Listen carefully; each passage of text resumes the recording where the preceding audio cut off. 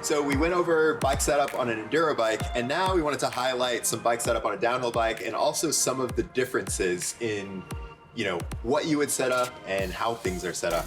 So the biggest difference you can see is just that this downhill bike is going to have a triple clamp fork, and that bar height that we were talking about is really going to be kind of adjusted by raising the forks through the triple clamps.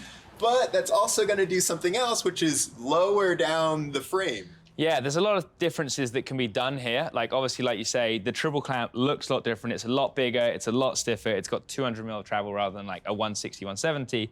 But the adjustment's much more. But when you're adjusting a downhill bike, it will adjust the head angle and all sorts of things when you go up and down. So we also do have spaces under here, but that's a huge thing that I battle with to this day, and still a lot of people, is trying to get your front end height set on a downhill bike right, because maybe on a steeper track, I will have it high, like think about your bike, the steeper it goes down a hill, the higher my bar are, I'm kind of leveling out the hill a bit more. So that's kind of nice. And if your bar's too low again, your hands are gonna get fatigued more, they're gonna get real tired, they're gonna be hitting the bumps. So it's such a thing as well with, do I want traction? Do I want my hands not to be tired? Whatever it is, but so much adjustment goes on in the front end here. Yeah, and Bernard mentioned that head angle, the more slack, right? So the further in front of the handlebars the wheel is, the more slack, the less angle you have in this. This is what we call the head angle, the head tube.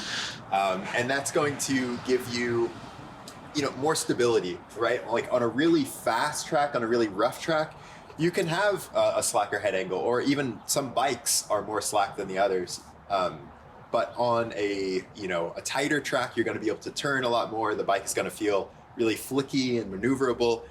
But sometimes it can feel like skittish. Yeah, exactly. Like you say, if we drop the forks through it, it's going to steepen the head angle, make the wheelbase a tiny bit shorter, and you can really just get around some tight turns slightly quicker. So it's finding a balance of either what you prefer, there's a lot of personal preference again, or what the trail requires. So mine's kind of set up in the middle, but I do have quite a high bar. You can see I run a 30 mil across all my bikes, but a slightly wider bar on my downhill bike on the top. So slightly higher front end than an enduro or trail bike, and a slightly wider handlebar. But yeah, that's the main differences, I guess, in the front end. Yeah, for sure. And I mean, you can even see that downhill bike is raised up a little bit, but one of the things that you have to take into account is how much sag you're running.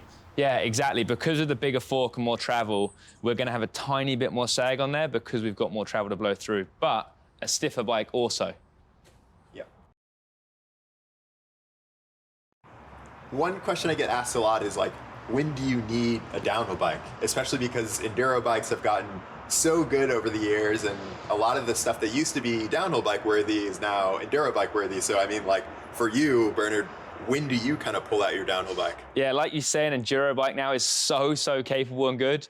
It is only the rare occasion, or like a super high speed and rough trail, where you need a downhill bike. Like you'll see today when we go out in Laguna, some of the trails, you can still ride them on an enduro bike, but if you really want to hit big gaps or the rock sections really fast, the extra travel, the slacker head angle really comes into play. So yeah, I guess we'll head out onto the trail and see when you really need a downhill bike over an enduro bike, and when all the extra travel, the stiffness, the slackness is going to come into play and really make your day more enjoyable and just work a lot better. Yeah, totally. I mean, like at the end of the day, it's kind of like a confidence thing, right? Like how much, like a downhill bike or more travel in general is like going to give you more confidence, as you'll see on some of the gaps. Yeah, definitely. Definitely. These are a very confidence-inspiring machine. Sometimes maybe a bit too much, depending on your skill level, but get you into trouble. Yeah, they can get you into trouble real quick, but also get you out of it. They've got more travel. They're stiffer, they're bigger, so we'll go out and see. Yeah. A debate that I've heard since I started riding was, should you run flats or should you run clips? And instead of getting into that, one of the things we wanted to highlight was why we started running clips. And I remember in Val di Sole, we finally made the switch in the off season because your feet come off the pedals all the time. We went to Val di Sole, we were riding together down the hill, and we were just talking about how nice it was to not have our feet going all over the place. And I feel like that, to me, was the main reason that I switched. Yeah, honestly, like people think of just pedaling with it, and obviously you can pedal on a flat pedal, you can pedal on a clip, but when it's rough, your feet are blowing off all over the show, whether you're pedaling or just hacking down through a route section.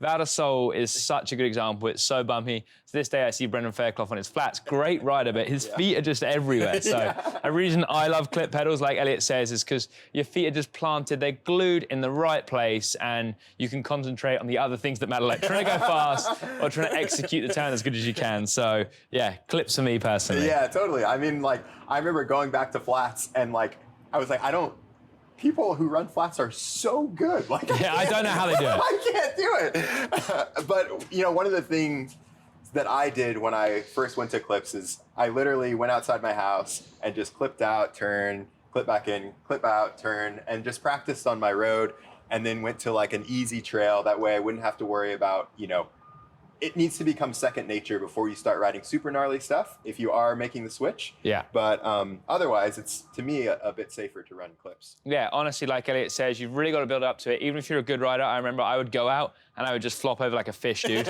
You get to a stoplight, you're clipped in, you're like, oh, I'll just clip out. Like, remember to clip out way before you think you need to stop, because even if you're good, you're gonna fall over at some point. You're just gonna be in your bike and fall over. But don't worry about it, it happens to everyone. And I promise in the long run, if you can force yourself to get into clips, I personally believe it will make your riding experience more fun. Yeah. We're gonna get out on the trail now, but one of the points I really wanna make is just how easy some stuff is with clips, like bunny hops. Yeah, I think you'll see, like, that's a huge thing for me. I always thought I was good at bunny hops on flats, but you'll see now if there's a little rock section out in the trail or a route I want to pick up over, my feet are on the pedals, so I can just pick the bike straight up over it and go. So hopefully we'll be able to demonstrate that pretty good on the trail. Totally.